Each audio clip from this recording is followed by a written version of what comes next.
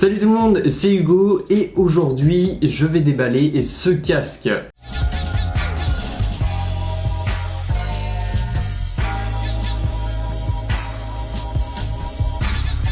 Donc il me vient de la marque S-Rhythm, donc je pense que ça se dit comme ça en anglais, mais sinon c'est S-Rhythm. J'ai accepté de faire ce test tout simplement pour concurrencer le Mixcoder E9 que j'ai juste ici. Et tout simplement je voulais voir pour 20 € de moins s'il y avait une grande différence entre les deux ou si tout simplement celui-ci serait meilleur ou tout simplement si le Mixcoder serait meilleur. Donc dans la boîte c'est tout simple, donc on a une boîte noire toute simple ici avec les caractéristiques du casque au dos.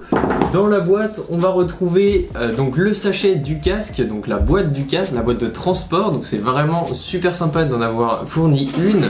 Donc un point commun avec le Mixcoder E9. Quand on ouvre la boîte, on va retrouver tout d'abord le casque, mais j'y reviendrai juste après. Ensuite, on a les notices d'utilisation, on a l'adaptateur pour l'avion, le câble jack vers jack si on veut le passer en filaire et le câble USB-A vers micro USB. Donc ce n'est pas encore de l'USB-C, mais pour l'instant on a exactement la même chose que dans la boîte du Mixcoder E9. On va passer maintenant au casque, donc on va se concentrer sur le casque. Déjà premier aperçu de ce casque, il est assez sympa, sur les oreilles il ne fait pas trop grossier, donc on peut l'utiliser dans les transports en commun pour écouter sa musique. Il est assez beau, globalement il est sobre, il fait très bien le taf, mais par contre, petit inconvénient, même si le Mixcoder on peut le plier complètement, donc c'est-à-dire de cette façon-là, et bah on ne peut pas le ranger comme ça dans sa pochette. Il faut obligatoirement le déplier et remettre les coussinets comme ceci.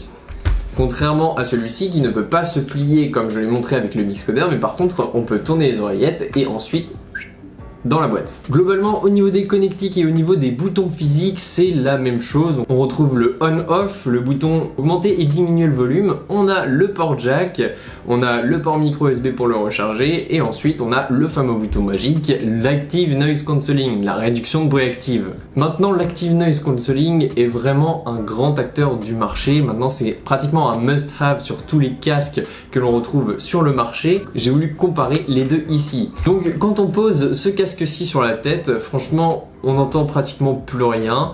Donc j'ai vu mieux au niveau de réduction de bruit passive, mais l'isolation est globalement correcte.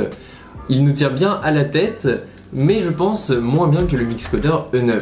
Au niveau du confort, à longue durée, puisque ça fait environ une semaine que je l'utilise, ce casque est assez agréable, mais on a vite mal à la tête et pour de longues sessions d'écoute, je ne pense pas qu'il soit trop fait pour ça. Cependant, pour ceux que ça ne dérange pas, vous pouvez l'acheter les yeux fermés, la batterie tiendra. Les produits arrivent généralement avec 50% de batterie à l'intérieur des produits. Je ne l'ai rechargé qu'une seule fois depuis une semaine et demie. Donc franchement la batterie est correcte. Dieu sait que j'utilise beaucoup mes casques pour écouter de la musique ou pour faire mon montage, etc. Donc au niveau du son, globalement c'est la même chose que le Mixcoder E9. Je n'ai pas été très surpris. Ça se joue à rien, mais je pense que le Mixcoder est juste un poil au-dessus au niveau des plans de la musique. C'est-à-dire que vous allez avoir un son plus profond sur le Mixcoder E9 que sur ce casque. Donc le Bluetooth 5.0 fait vraiment le taf étant donné qu'il reste connecté tout le temps à son téléphone et globalement on a très peu de latence sur les vidéos YouTube. Vous allez me dire que je m'attarde pour pouvoir parler de la réduction de bruit active. Effectivement, cette réduction de bruit active est super efficace, on n'atteint pas les Bose QC35 ou les derniers Sony sur le marché, mais globalement ça fait super bien le taf pour son prix. Là-dessus on est en dessous des 100 €, cela fera pour vous un petit casque de remplacement.